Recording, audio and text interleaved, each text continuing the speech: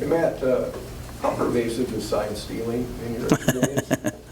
Yeah, sign stealing happens every game. There's nothing wrong with teams over there looking over trying to steal our signs. There's nothing wrong with us trying to look at their signs. It's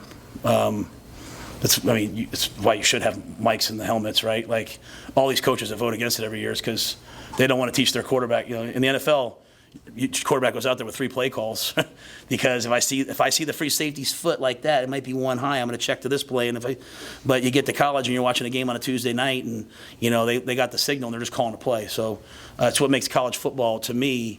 That's why they score maybe more points, but it's also why the kids are less prepared. So that's why there should be 100% should be. We could get rid of all the stupid signs on the sidelines, and we could get pictures of, you know, rock stars and all that stuff. And we could just play football the way it was meant to be. You go to a high school game, there's technology on the sideline. You go to an NFL game, there's technology on the sideline. You go to the college, there's nothing. Like if you don't think, you know, I mean, so that it should be that. But that's sign stealing. That's not. I would not carry that over to going and filming someone else's practices or something like that, or filming someone else's games.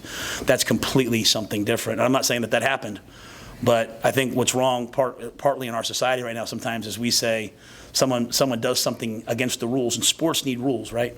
Sports need rules to keep competitive balance. And when someone does something against the rules, we say, well, should that really even be a rule? And it is the rule. That's the rule, right? Like I didn't get to play with. We don't get 5 downs, but in-game, stealing of signs. When I play against somebody and I know that person has friends on the next staff, I know if they have our signs, they're having it the next week. That's all part of the game, and you have to do what you do. We should absolutely have technology, but if there's a rule, the rule should be followed.